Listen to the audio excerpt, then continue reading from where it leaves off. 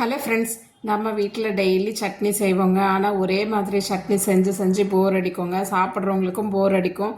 அதே மாதிரி பிடிக்காத சில காய்களையும் பசங்களும் தொடமாட்டாங்க, பெரியவங்களும் தொடமாட்டாங்கங்க. அவங்களுக்கான சட்னி தாங்க இது. ஆமாங்க, இது நூக்கல்ல செய்கிற சட்னிங்க. நூக்கல் நிறைய பேர் விரும்பி சாப்பிட மாட்டாங்க, ஆனால் இதில் அவ்வளோ பெனிஃபிட்ஸ் இருக்குங்க.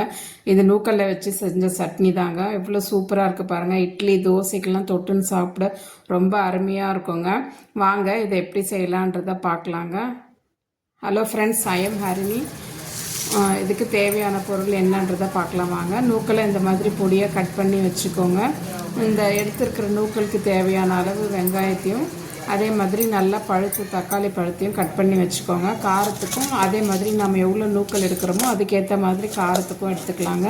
நான் 3 வரவை மிளகாவும், கலருக்கு 2 காஷ்மீர் சில்லியும், ஒரு பச்சை மிளகாவும், ஒரு 5 பல் பூண்டு, ஒரு சின்ன துண்டு இஞ்சி, கொஞ்சமாக புளி, அவ்வளோதாங்க. இது மட்டும்தாங்க இந்த சட்னிக்கு தேவையான பொருள். வேறு எதுவுமே தேவையில்லைங்க. டேஸ்ட் வேறு லெவலில் இருக்குங்க. கண்டிப்பாக நீங்கள் செஞ்சு பாருங்கள்.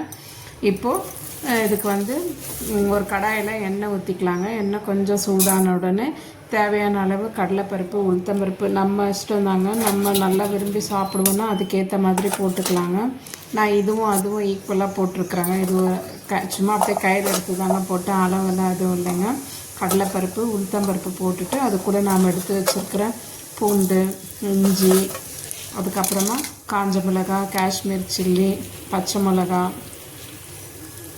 எல்லாத்தையும் போட்டு வதக்கி கொடுக்கலாங்க. பருப்பு எண்ணெயில் கருகிடாமல் வர்ற அளவுக்கு மிதமான சீமிலே வச்சு நல்லா வதக்கிக்கலாங்க. பருப்பும் நல்லா வதங்கி வரட்டும். வறுப்பட்டு வந்த உடனே அந்த பருப்போட வாசனை வருங்க. ரொம்ப நேரம் வதக்க வேண்டிய அவசியமும் கிடையாது. இப்போ இது கூட நாம் கட் பண்ணி வச்சுருக்கிற வெங்காயத்தையும் சேர்த்து வதக்கிக்கலாங்க. இந்த அளவு பருப்பு வறுப்பட்டால் போதுங்க. இப்போ இந்த வெங்காயத்தையும் கூட சேர்த்து நம்ம வதக்கிக்கலாங்க.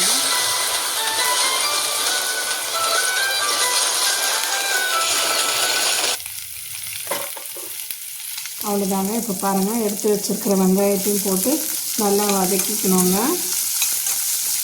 இந்த அளவு வெங்காயமும் ரொம்ப நேரம் வதங்கணுன்ற அவசியம் இல்லைங்க. அந்த கண்ணாடி பதம்னு சொல்லுவோம் பார்த்தீங்களா, அந்த அளவுக்கு வதங்கி வந்தால் மட்டும் போதுங்க. அவ்வளோதாங்க. இப்போ வெங்காயம் நல்லா வறுப்பட்டு வந்துடுச்சு. வெங்காயமும் நல்லா வதங்கிருச்சு. வதங்கி வந்த உடனே இந்த தக்காளி பழத்தையும் சேர்த்துக்கலாங்க. தக்காளியும் போட்டு நல்லா 2 வதக்கலாங்க. இந்த பருப்போடு இந்த தக்காளி வெங்காயமும் நல்லா மிக்ஸ் ஆகிட்டு வதங்கணுங்க. ஓரளவுக்கு அந்த தக்காளியோட இந்த தோலெல்லாம் சுருங்குற அளவுக்கு வந்தாலே போதுங்க. சும்மா ஒரு 4 வதக்கிட்டு அது கூட நாம் கட் பண்ணி வச்சுருக்கிற நூக்கலையும் சேர்த்துக்கலாங்க. பொடிசாக கட் பண்ணி வச்சுருக்கிற நூக்கலையும் சேர்த்துக்கலாங்க.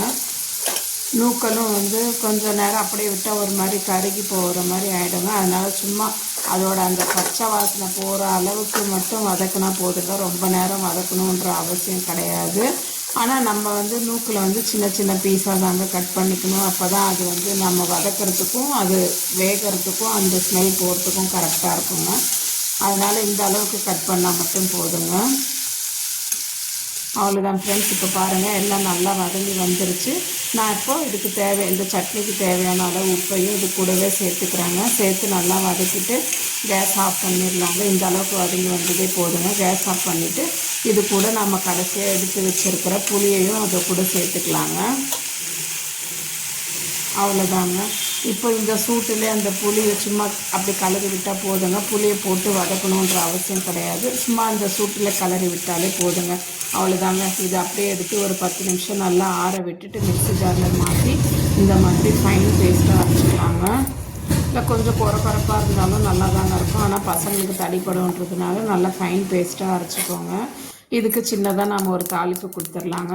இப்போது கொஞ்சமாக எண்ணெய் ஊற்றி கடுகு சீரகம் போட்டு கடலைப்பருப்பு உளுத்தம்பருப்பு போட்டிருக்குறாங்க. கொஞ்சமாக கருவேப்பிலையும் கொஞ்சம் பெருங்காயமும் போட்டு தாளித்து இந்த சட்னி மேலே ஊற்றிட்டா சட்னி கம்மன்னு வாசனை சூப்பராக வருங்க. கண்டிப்பாக இதை நீங்கள் வீட்டில் செஞ்சு பாருங்கள். இந்த நூக்கல்ல தான் செஞ்சீங்கன்னு நீங்கள் சொல்கிற அளவுக்கு இருக்குங்க. நீங்கள் சொன்னால் தான் தெரியும். யாரும் கண்டுபிடிக்கவே மாட்டாங்க அவ்வளோ சீக்கிரம். கண்டிப்பாக நீங்கள் செஞ்சு பாருங்கள் ஃப்ரெண்ட்ஸ். செஞ்சு பார்த்துட்டு எப்படி இருந்ததுன்றதை மறக்காமல் கமெண்ட்ஸில் சொல்லுங்கள்.